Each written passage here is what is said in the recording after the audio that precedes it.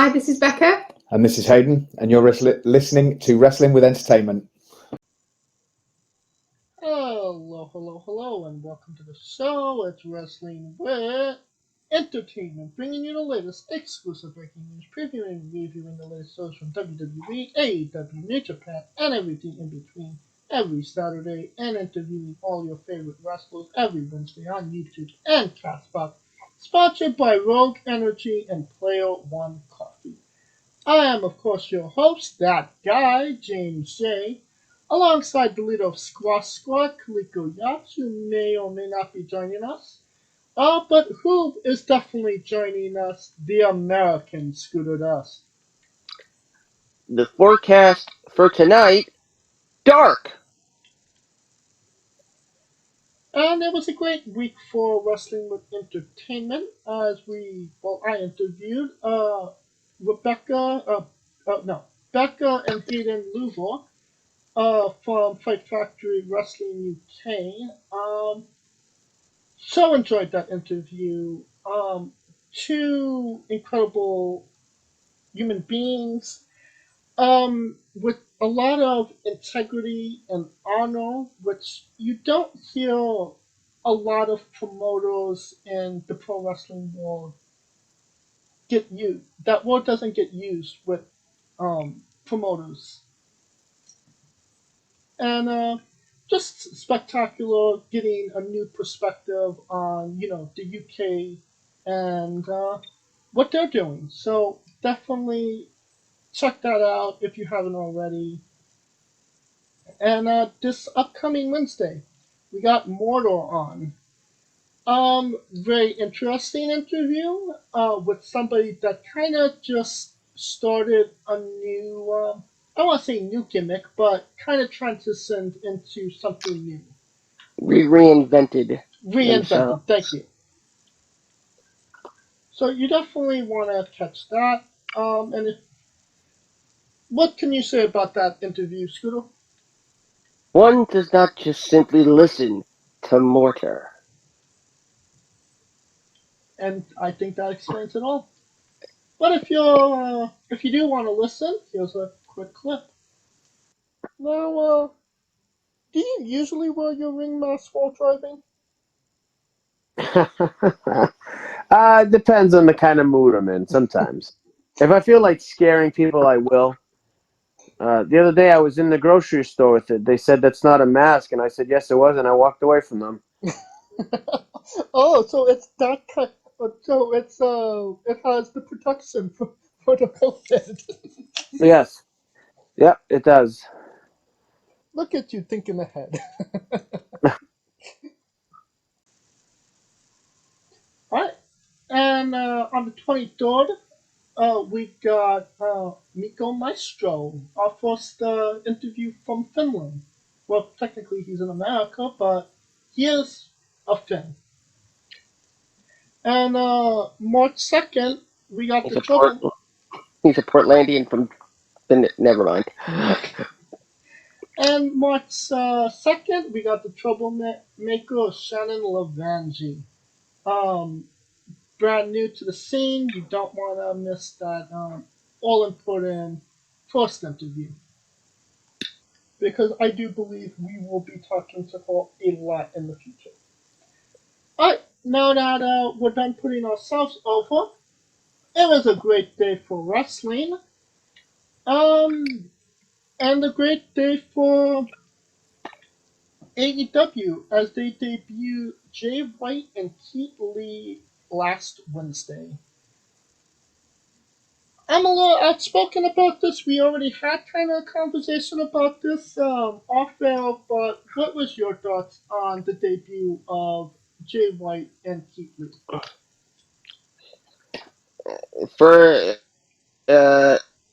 First is... Okay, Jay White makes sense in terms of the battle for what I'm assuming is going to be a big old battle of the elite. As for for Keith Lee, you know, I get, I don't blame him for, for signing with AEW. That's now of four NXT North American champions in the history of the title are now working for AEW. The fact that they debuted him so casually, it kind of takes, I think, a lot away from it, especially given that 20 minutes ago we saw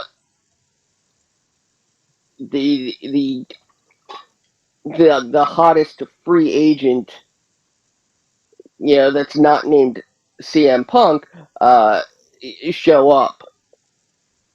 You're talking about And Jay White.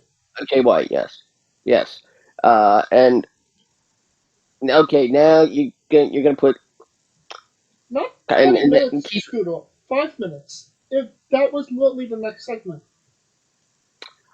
you and then you put Keith Lee over one of your originals. In a Face of the Revolution match, which I will not be surprised if that match gets populated by all former WWE superstars. Here's the rub on all of this. Well, first of all, next week, Mia Yim shows up, guaranteed. And it's also not. Yeah, she'll debut. She'll make the save for Thunder Rosa. It was nice of Keith to spend his honeymoon with us. But here's the rub about all this. Tony Khan has said even he himself will not be able to renew all the contracts he has given out when they come up for renewal. And a lot of them are coming up for renewal at the same time. Right, and we're not talking about, CM Punk and Bryan Danielson. We're talking about the original core members that started in AEW when all of this was just a concept back in 2019. Yeah, like, Jurassic Express, Private Party, Could we call the Butcher and the Blade? yes. Sonny Kiss, Joey Janela. Well, Janela is, I don't think we're going to ever see Janela on AEW TV again, especially now with Keith Lee. That's what happens when you make stupid remarks on Twitter. What did he say? Oh God, there was something about Janela and making a comment that I think was perceived as racist. I honestly at this point stay away from all that crap. But Fair enough. again, Tony Khan is making AEW out as not the alternative, but now the it's almost bordering on. There's a reason it's black and gold, is what you're saying. Well, yeah, it's almost bordering on manipulative from a psychological aspect, because I almost imagine Tony Khan saying, "Oh, well, Vince doesn't want you. What else are you gonna do?" When it comes to WWE talent,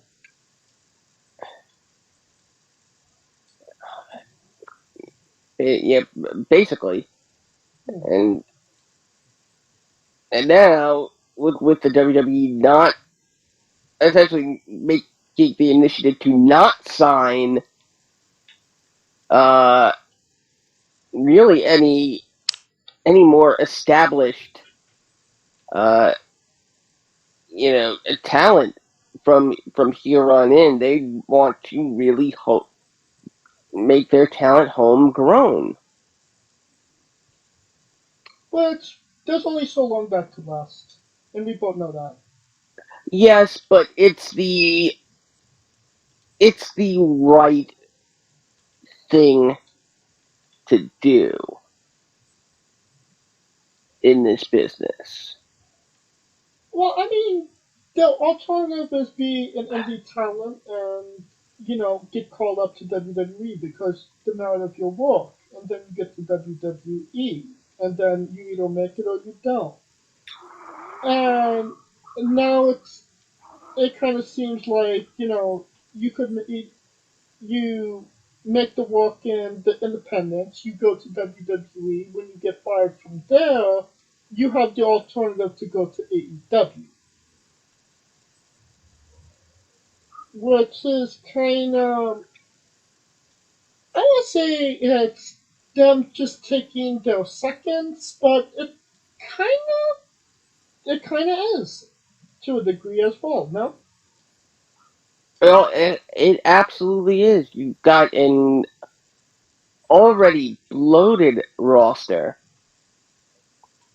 with with you know, uh, and the talent was there before any of these guys stepped in, you're definitely right and about that. and now there are more former WWE talent on the AEW roster than there are actual original AEW talent. Yeah, you're absolutely right about that. But let's kind of break this down into a few segments. Let's start with Jay White. It makes sense that he came. I think it was only a matter of time, considering he's not really doing anything in New Japan right now. As far as I know, he's still he's still a New Japan contracted wrestler. This is just he went through the forbidden door type thing. So it's kind of just he's there for the time being. Do you feel that way, or do you feel like this could be a full blown, contract? Or maybe you heard differently. I I'm thinking this is going to be my honest opinion. I think Jay White is a stand-in for Kenny Omega. Hmm. You think Kenny was supposed to come back sooner, but needed more time? No, no, I think he's still recovering, but I think they're I think they're going to attempt. Are they going to try and make it look like it's a where the entire elite turns on Kenny, Hmm. Interesting. and and I wouldn't be surprised if Adam Cole and Jay White made a deal, to it's a it's a nice theory and it's interesting storytelling, no doubt. But then again, it's the second biggest problem that AEW has, and that's you know really letting the Elite, frame the narrative around themselves. How do you feel about how they debuted Jay White? It wasn't too bad. I mean, it brought him into the story immediately, which was great.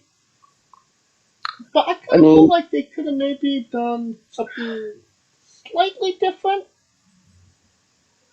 yeah, I think Jay White kind of deserved, at least a live crowd uh, debut.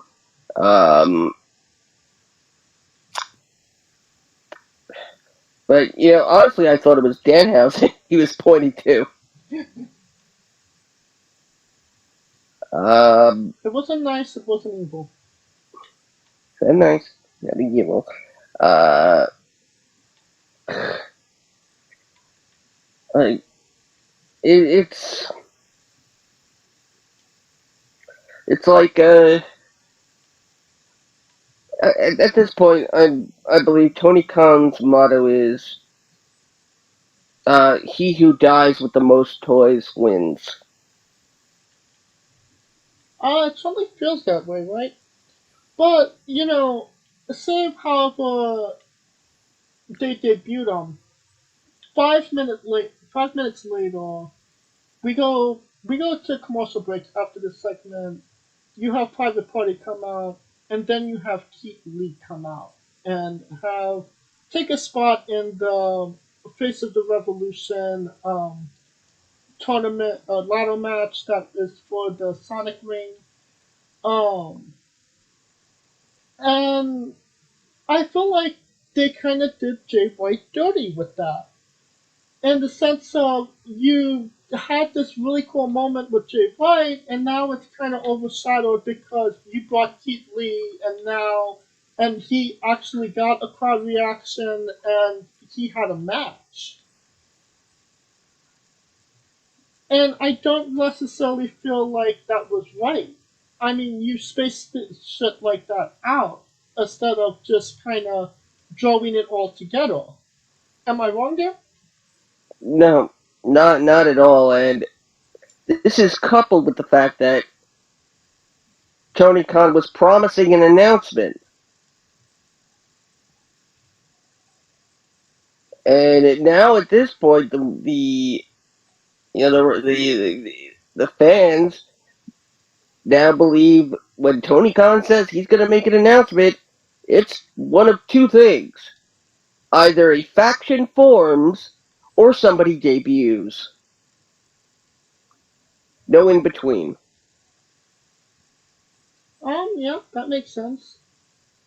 Uh, how did you feel Keith Lee looked during that match? Uh, God, he kind of looked like an asshole. He kind of looked like a heel. Hmm.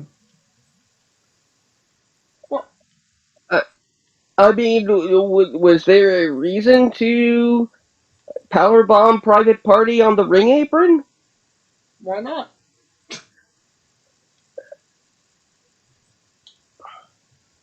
But Yeah, I'm surprised we didn't get the return of the Big Bang Catastrophe. yeah, he didn't do that, did he?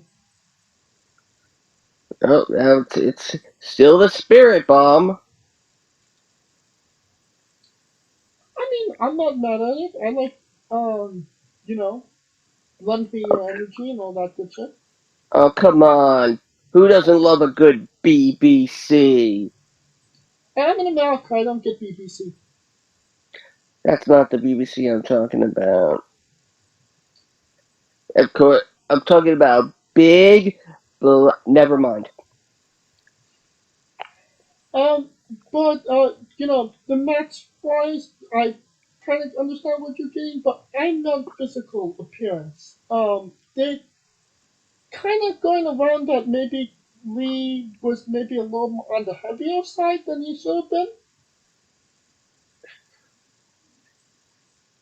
I mean, I'm assuming they're attempting to make him the modern day Vader? I think that's maybe the wisest decision. I mean, the way I see it is, he has had some, health problems in the past, especially pertaining towards his heart, and being more overweight is kind of, you know, it's not good for his health. But did you feel like he was maybe heavier than he was in WWE? Maybe not as in shape. Mm. Mm. I think it's got to do with the fact that he is the largest talent they've had so far. Oh, so you're saying that because Isaiah Cassidy is so small, he just looked a lot bigger. Yes. You know what they say? If you want to look thin, you hang out with fat people. And But but I get that way too well. I understand that way too well. But you brought up an interesting topic about there being there's all this new talent, and what do you think? I mean, anywhere in the world, Keith Lee is a top talent, but I mean, we were talking about like 3, 4 months ago that Malachi Black could be the next world champion in the next 6 months, and now he just kind of fell to the wayside and is in a tag team with Brody King. So there's just so much top talent you could have and not do anything with them. Am I wrong here? yeah, absolutely. I mean, you know, it, at this point, I'd have to expect Tony Khan to start a tournament in his name, The Tony Khan? the Khan Cup. And who would win that? Whoever won would get a trophy of him, Of themselves or of Tony Khan? of Tony Khan about to unzip his pants. And the inscription on the trophy says, "You know what you have to do." No,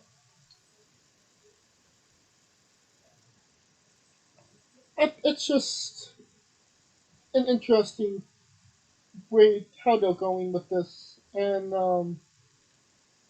I just don't know. Does Kid Lee have a main event pushing him, or is it just we'll keep him up by the wayside for the time being, for maybe a year or two? Honestly, I'm hoping they make Adam Cole his butler. Um, Call him Bugsy? but um, but it's gonna be nice to see the entire Dark Order get squashed. Um, and the rest. Who would have ever thought that we would think we'd be saying that Marco Stunt was the smartest guy to ever come out of AEW by not staying. Marco left? Yeah, he How hasn't did he get out? resigned. Exactly. That speaks volumes. I mean, but in terms of Keith Lee being in the main event, I mean, Lance Archer had a title match. Which one? Lance Archer, who, let's face it, even if you think he did improve in Japan, he's that rare exception that just didn't. Hmm. I mean, I kind of like Lance also, so I and I didn't think the match that he had with Hangman Page was that bad. No, it wasn't bad, uh, but how much of it was that actual creative booking rather than showcasing that Lance Archer could possibly actually win? Right. Yeah, It didn't do him any favors. yeah, that's the whole thing. It's that again, the chase, the chase has to be believable. No, you're absolutely right about that. And you know what? Going back to Marco Stunt, you know what? Good on him. Uh, I'm not necessarily the biggest Marco Stunt fan, but at the end of his run, you know, he was doing his job, and he got Jurassic Express over more than Jungle Boy, Luchasaurus, and Christian Cage ever did. So much respect to him. Hope he's doing good things. All right. Going on to another company, Terry and Killer Cross will be in MLW. Honestly, I don't see that as a bad thing. What about you, Scooter? Not a bad thing if MLW can pick up the traction it had. I Hammerstone mean, versus Cross match? I mean, I here in New York, we actually used to get MLW regularly. I had it recorded on my DVR every week, Hmm. and not to mention that they used to do a lot of their shows only 10, 15 minutes from where I live. Uh, the question is, will we hear anything about what Cross does in MLW? You're not wrong about that. I feel like you don't hear about what happens in MLW unless it's like really super big. And that usually doesn't happen, does it? No. So, if you get signed by MLW in the woods, does anybody see it? Nope. Alright, Nope. something that didn't happen in the woods but happened in St. Louis.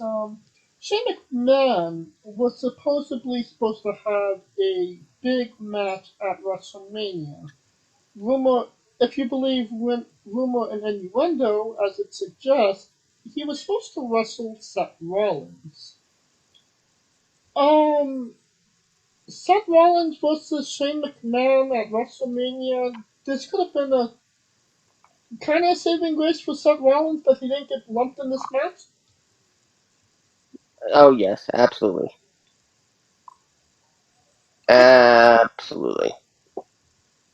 I mean, considering the year that he's had and the quality of matches and just character performance, and you do him dirty by giving him Shane McMahon, does that mean that they had nothing for Seth Rollins?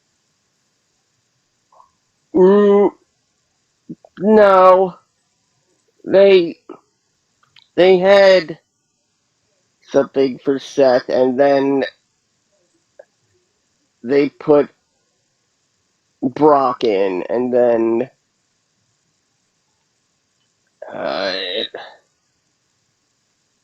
it would have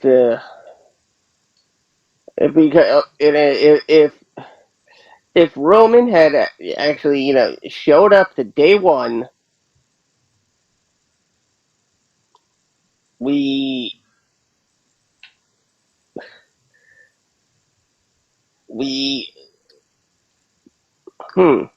now that I think about it, it's almost a damned if you do, damned if you don't thing for Seth in that case.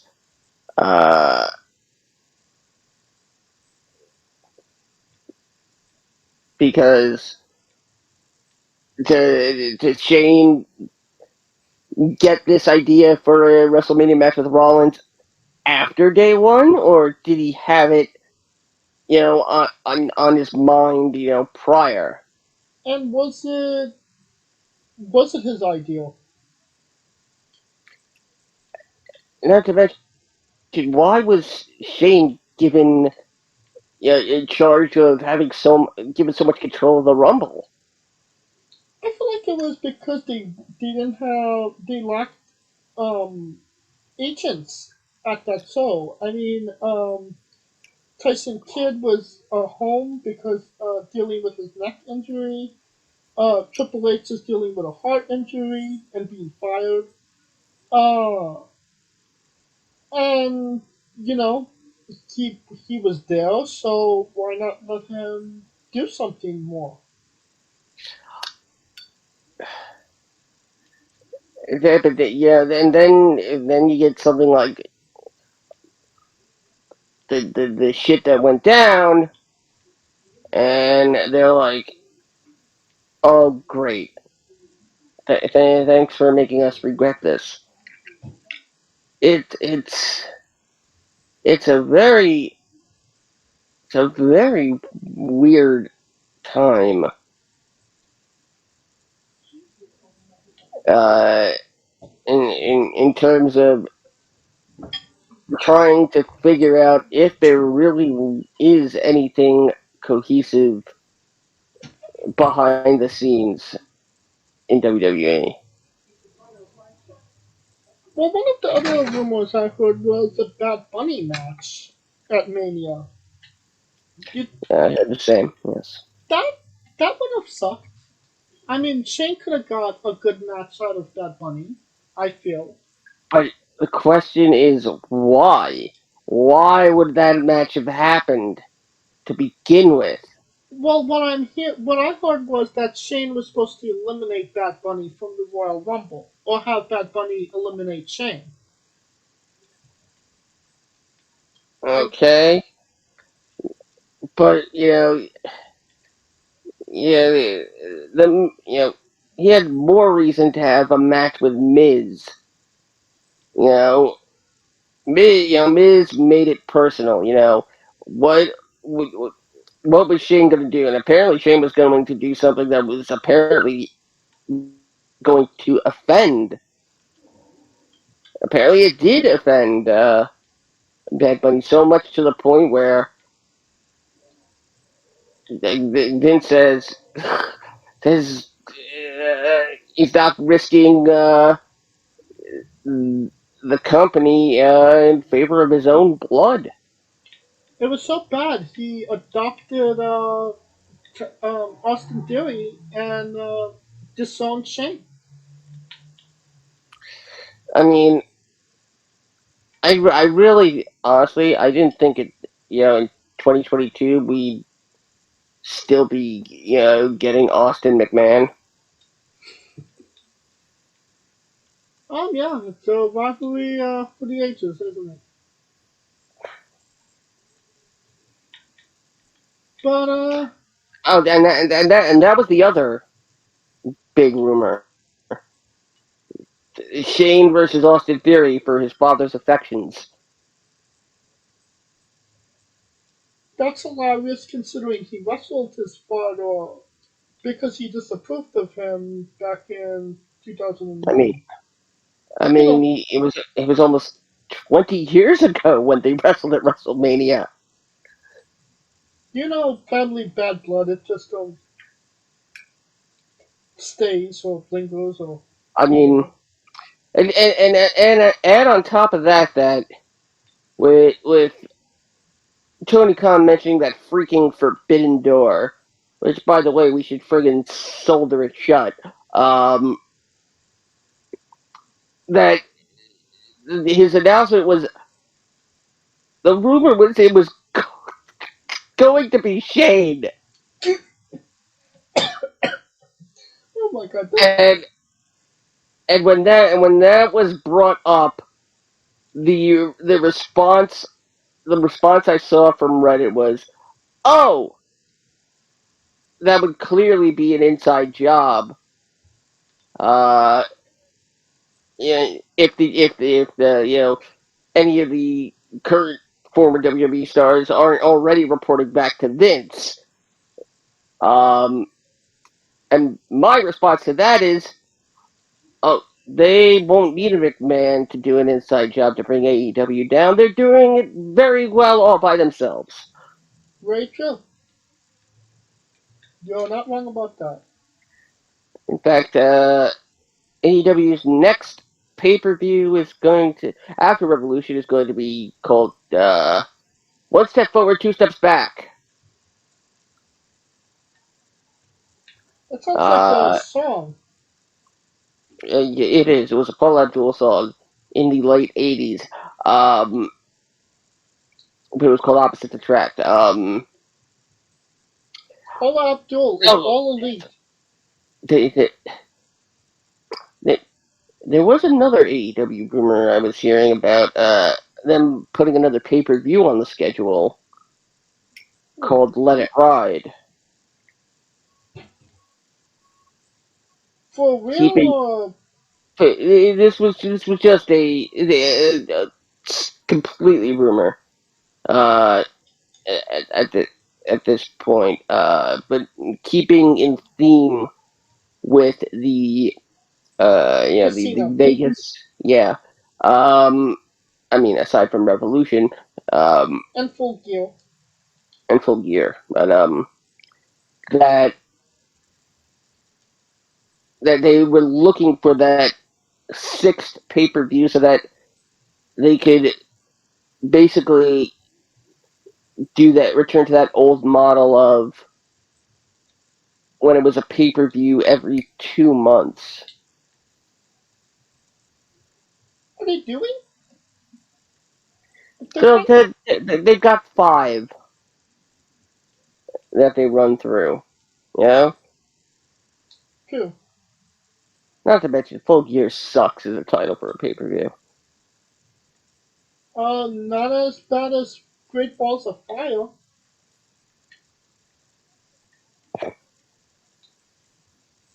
Could you imagine Keith Lee on the Great Balls of Fire pay preview?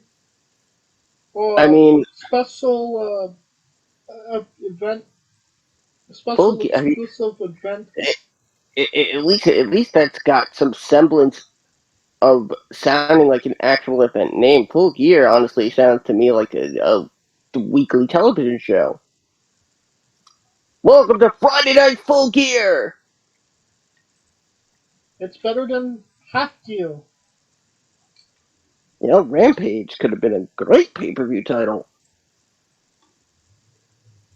You're not wrong. Alright, uh, where are we getting on to next? Oh, Daniel Bryan is going to be inducted into the Ring of Honor Hall of Fame. First person. Actually, Daniel Bryan, no. Daniel Bryan was not in the WWE Hall of Fame. No, and didn't we discuss this last week? No, it was the Briscoes. Oh, that's right. That's right. Okay, yay. At this point, it's Ring of Honor is the kid going, Mom, Mom, Mom, I'm still here. Hey,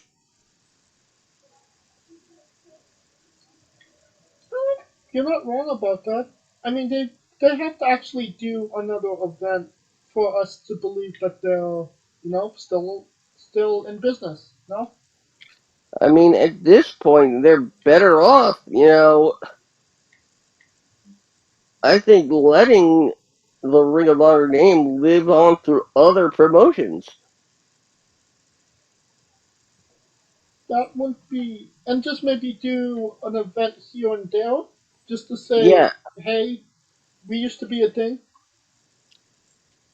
yeah, That's not and actually a bad and idea. and and, and, and maybe even I don't know, work at a deal with the Professional Wrestling Hall of Fame to have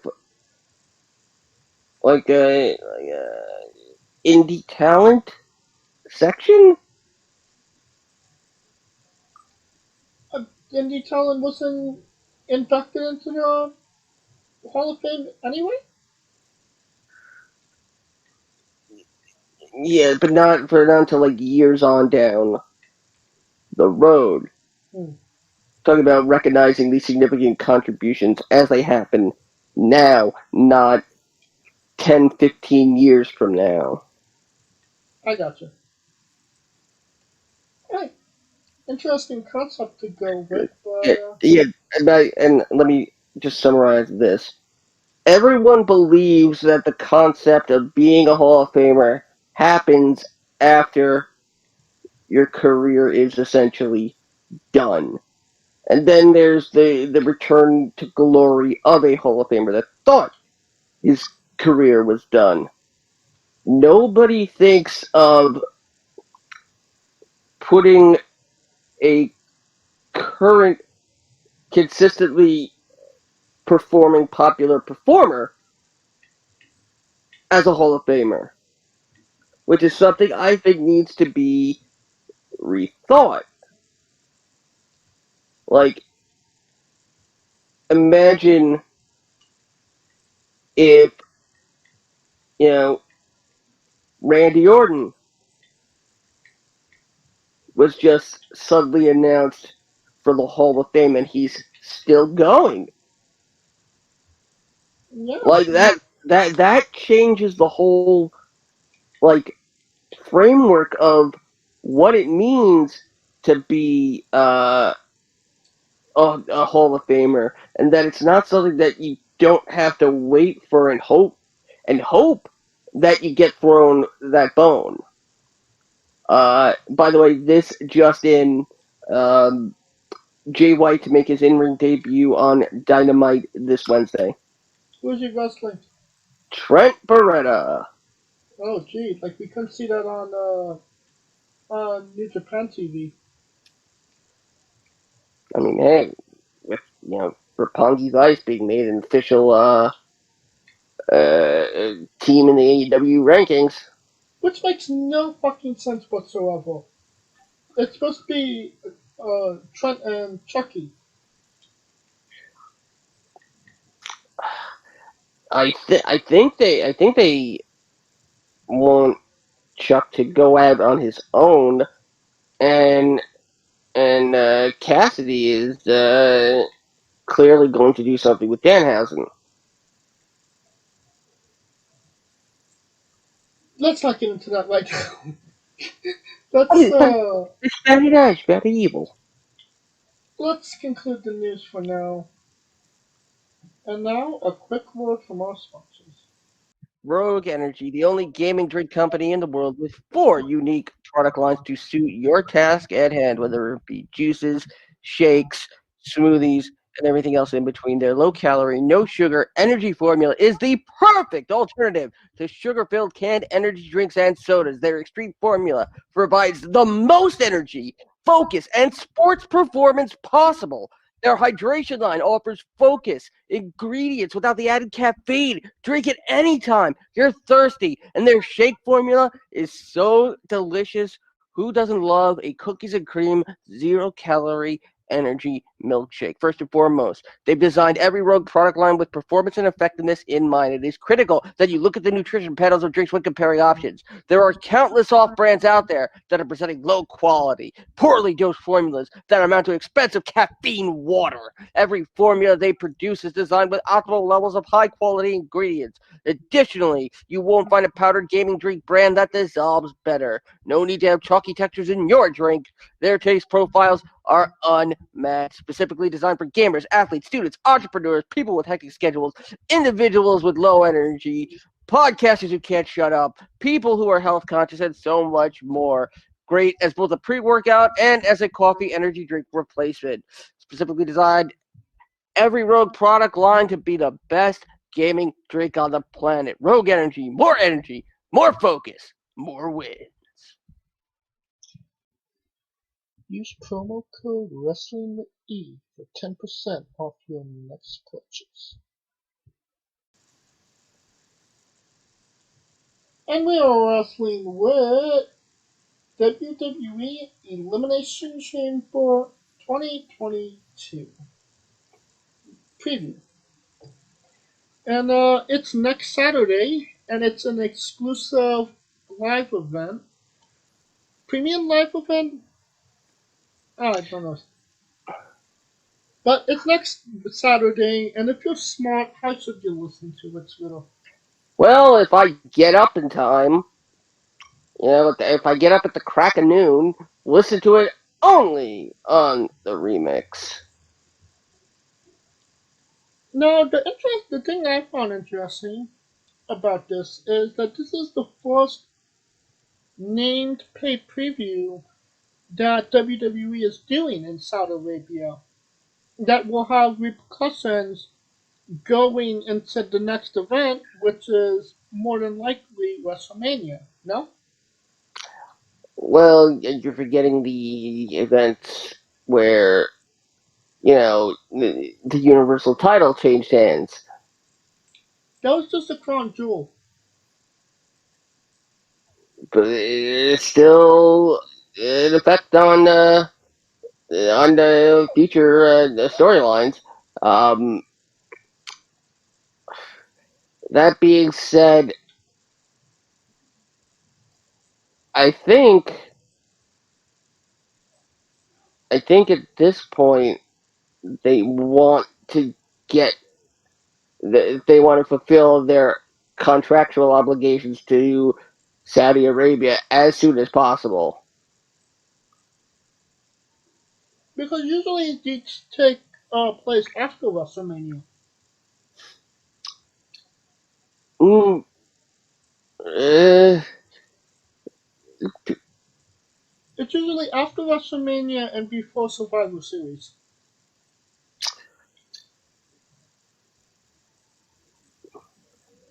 no,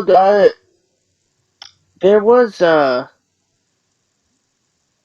wasn't last year's Crown Jewel in February? Not that I remember. No, not. Oh, screw it, I can't even think anymore. I think they had the first one back from Saudi Arabia was It was the after one Mania. this last October. Yeah, that's what I'm thinking of. Yeah. But in tradition, we'll get into this.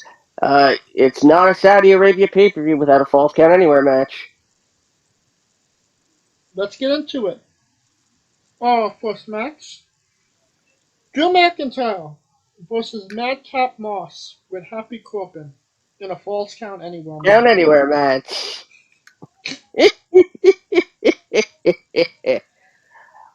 Oh God. If only Kaliko was here, you know what I'd ask him. What's your opinion on Yoshihashi? Fuck Yoshihashi. No. Uh, what's your favorite fruit? Squash. Actually, you'd probably say raspberries, but We don't know. We actually don't know what his favorite food is. That's something we need to talk about. His favorite fruit is Sunny Kiss. Wait, no. Ooh, never mind. Damn, no love for Sunny. Please don't cancel the internet. I've already canceled enough.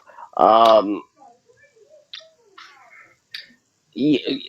Congrats to Moss for sticking around long enough to be included.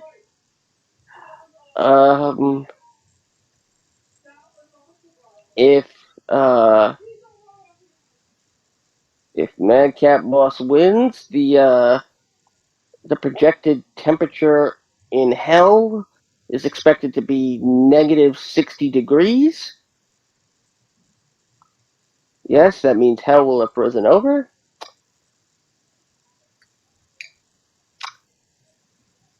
And I don't think there's Yeah, okay. there's Yeah, too and much. that's all we got to say about that. McIntyre wins. I didn't even think we needed to say that. I think it was kind of self-explanatory. Well, just in case, there's that one listener going, but who do you want to win? And if we haven't made it clear, it's McIntyre. You jackals. Yeah, but it's But pencil neck geeks. there you go. The pencil neck keeps. Yeah. The Usos versus the Viking Raiders in a tag team match for the SmackDown Tag Team Championships. Scooter, did you almost have a heart attack believing that it wasn't another match against the New Day? Yeah, actually. Um, I mean,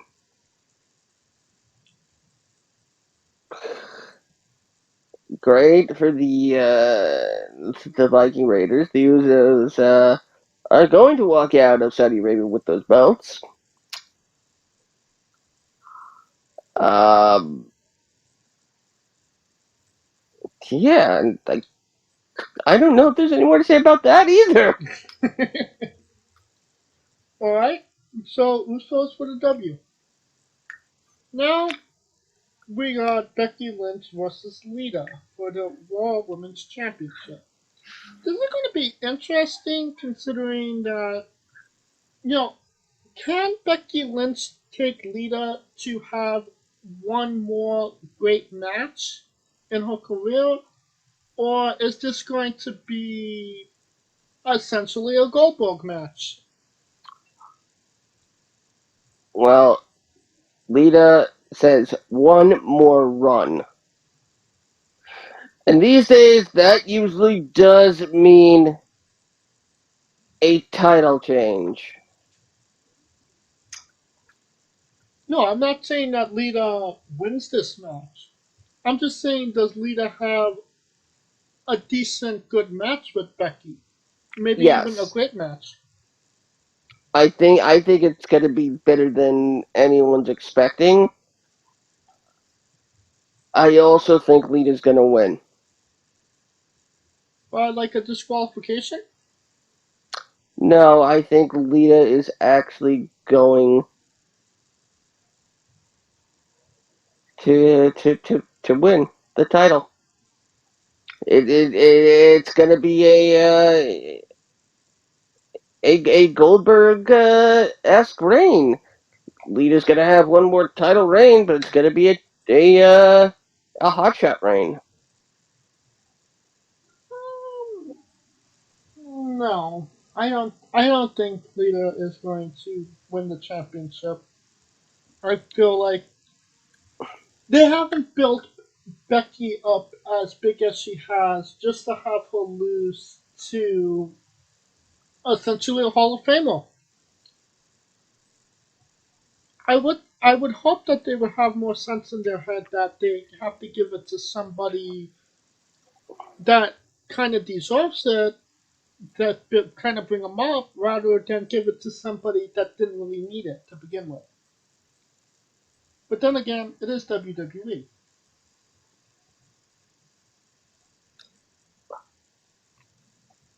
Yeah, So, Lita to win. I'm going with Becky. Alright, a Raw, Elimination Chamber match for the Raw Women's Championship match at WrestleMania 38.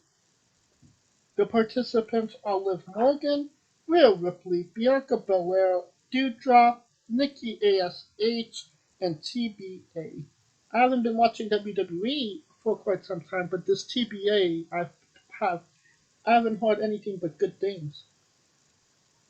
Well, there's two obvious people that TBA is going to be.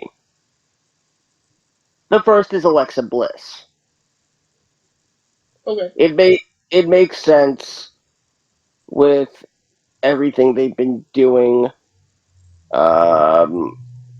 on Raw with her, and I wouldn't be surprised if her therapy wraps up on Monday night and gets put in the match. The other surprise potential for this is Bayley. If it was Trish, if it's Trish, I'll eat my hat. And I wear a lot of wool caps. The rumor is that Bayley is ready to come back.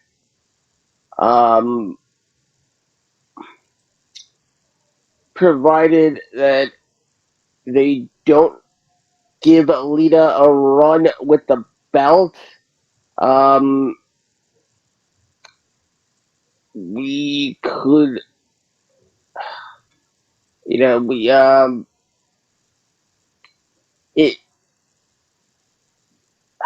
Well, if it's Alexa Bliss, then I think there's one clear winner. If it's Bayley, I think there's two. One of them being Bianca? No. I honestly think that if the mystery person is Alexa, or even if it's anybody but Bayley, then I think Liv is gonna win it.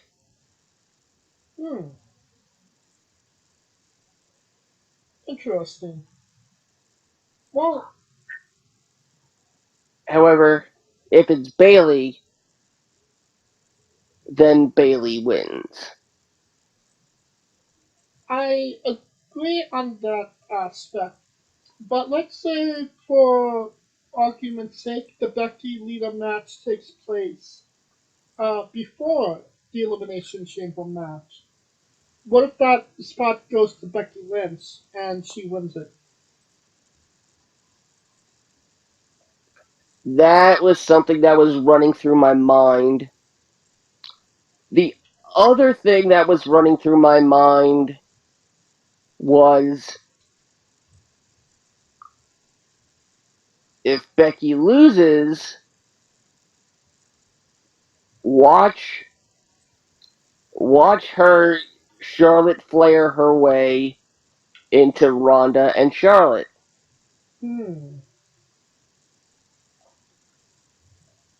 That's a possibility.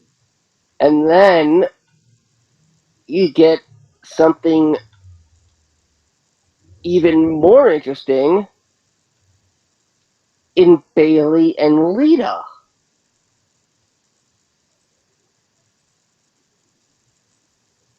Well, you brought up Liv Morgan. What about Bianca Belair? I mean, Bianca, Becky too. I mean, she could right the wrong from SummerSlam. The only way I buy Bianca and Becky is not only if she wins Elimination Chamber, but she's gotta beat Becky in less than 26 seconds at Mania. I don't believe that she'll beat Becky in 26 seconds because this match will actually be announced. But I do see if them having a decent match that ends up with Bianca winning.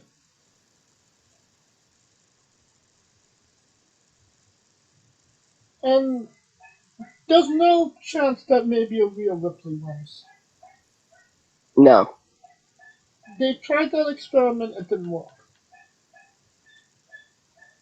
I mean, did it work?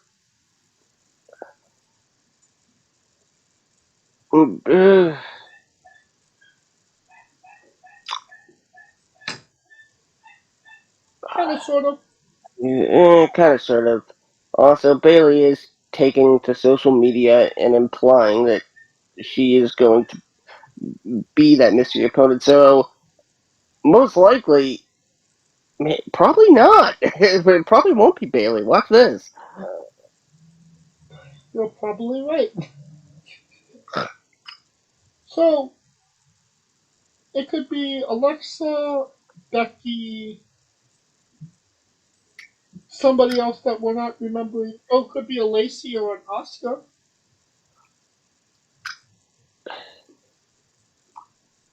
It could be. If it's Lacey clearly doesn't win, and I think that's an underwhelming return.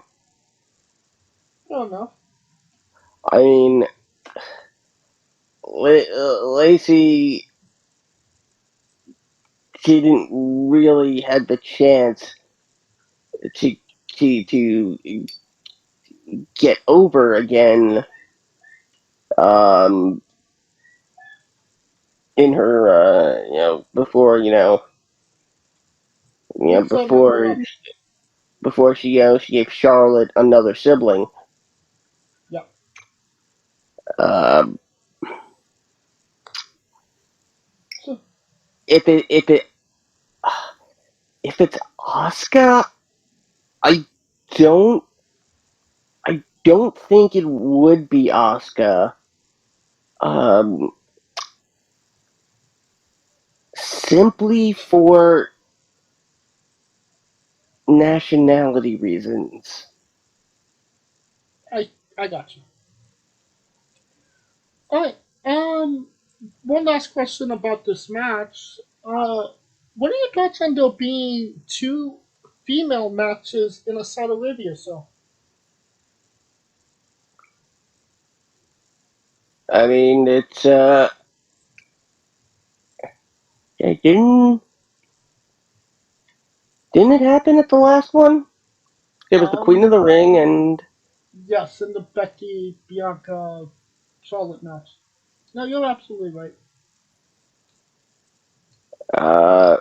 yay for two matches. The other women's match is something. God,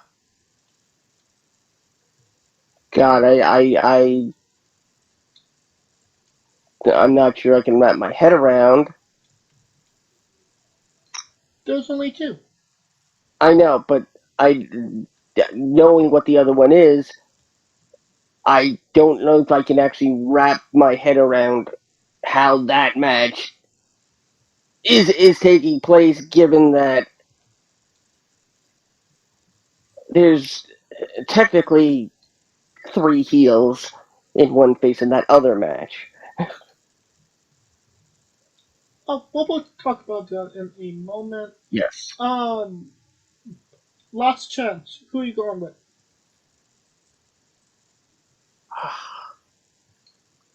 I think we will. I think we have to begrudge each other a runner-up. Fine. We'll give you a mulligan. If if the sixth person is anybody but Bailey, I think Liv wins, and Liv and Becky put on that, that underdog story that should conclude at WrestleMania. If it's Bayley, then Bayley. So Liv or Bayley. I'm going with Bianca for my main, and as my mulligan, I'll go with Liv. Now that brings us to the Universal Championship match: Roman Reigns versus Goldberg. Who wins, Scooter? Any other time that this would have happened, we'd still get the same result. Roman wins. Roman was gonna win at 36.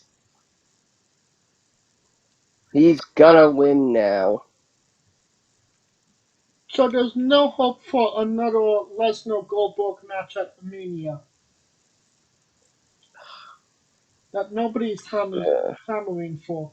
I mean, how many are we really clamoring that much for another regular Lesnar Reigns match? Not really, but I mean, if it ends up being an I Quit match or even a submission match. how about no disqualification? No, because those matches, it's WrestleMania, they always end up. I mean, if it's a submission match, then there's going to be no disqualification to begin with. So Not necessarily. that's why I would put money on being an I Quit match.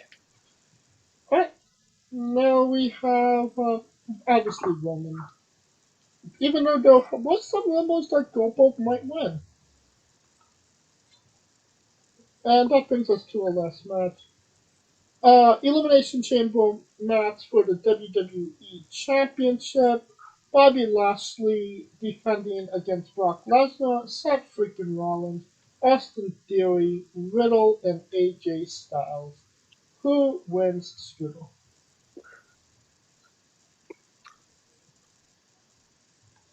Now, for anybody thinking that they're really gonna do Lesnar and Reigns' title for title, I laugh at that. If you really think that's going to happen,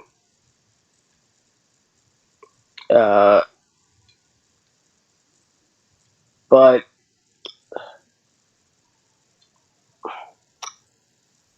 God, the question is, do they pull see, they're not going to pull the trigger on Riddle and Randy because Riddle and Randy have a Raw Tag Team title match.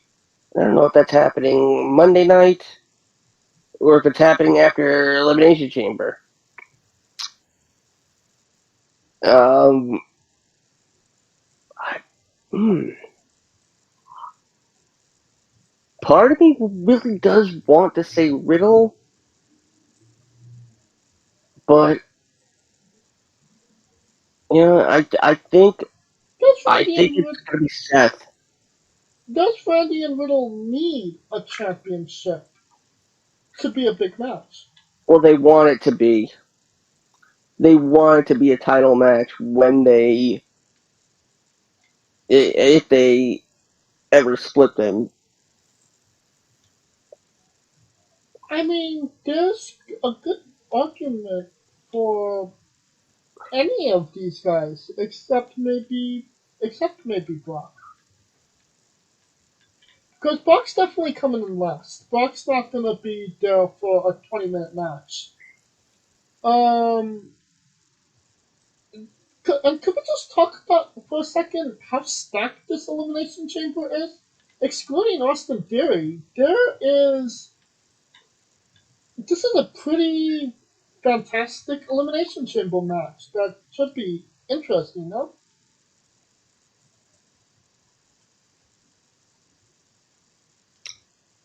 I mean, Yeah, I mean, it is a, it's quite a stacked match. And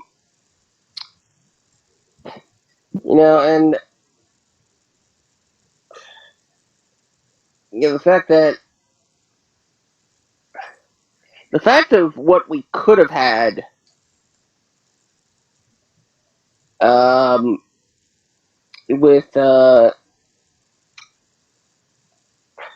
with Edge and Finn Balor in the mix instead of Austin and Riddle.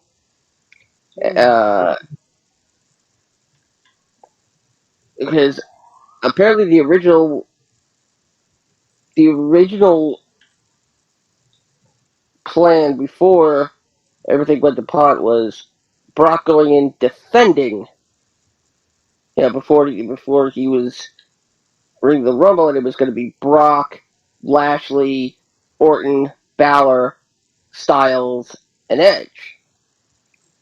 Yeah.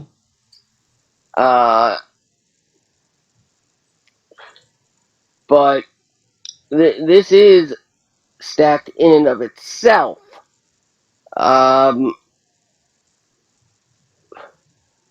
Is there a scenario where Bobby Lashley actually wins this match? I don't think there is. I really. Right. Then I will go with Seth Rollins and my mulligan because I got a soft spot for him and I want him to win AJ Styles. Now the rumor I'm hearing, if if there's nothing more to the Miz and Edge, that Mania will be AJ and Edge. That would be a pretty good match. But what are your thoughts on maybe an AJ versus Seth match?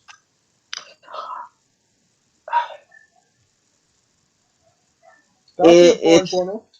Yeah, but if Seth wins, he's gonna face KO. He's gonna face Owens. I think KO's had a WWE or Universal Championship match at WrestleMania. Competed for the Intercontinental United States, but never got those titles. So I'm not mad at that. I mean, the closest chance he had, he got beat by Goldberg in 28 seconds. 2 seconds better than Bianca. But you gave Seth Rollins as your top pick, but who's your mulligan? Riddle. Okay. And I believe that will conclude our coverage of Elimination Chamber. Uh, Join us next week and watch us scramble and all those predictions go to hell. And if you want to listen to the Elimination Chamber, how's the best way, Sweeto? Of course, if you get up like all us early birds do at the crack of noon, you listen to it on the remix. And of course, if you like what we're doing, please like, subscribe, comment, both on YouTube and Castbox. Of course, this was sponsored by Rogue Energy and Player One Coffee. Join us this Wednesday as we interview Mortal. Follow the show on social media at Wrestling with E, both on Twitter and Instagram. You can follow us individually as well. I'm at James Shane 993. You can follow Kaliko at I am Kaliko, and where can they find Scooter? As always, find me on Twitter, Scooter Dust. Of course, listen to the remix with James and myself, bringing you the hottest alternate commentary for premium live events. This side of the Mason-Dixon line. Yeah, we'll go with that.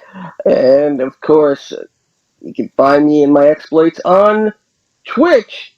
At nearly about every wrestler who now has a Twitch stream, but mostly you can find me along with Rico Constantino Jr. and the rest of the Smoking Dragons clan at twitch.tv/Smoking Dragons. For Kaliko Yachts and Scooter Dust, I'm James Shea, and this has been Wrestling with Entertainment.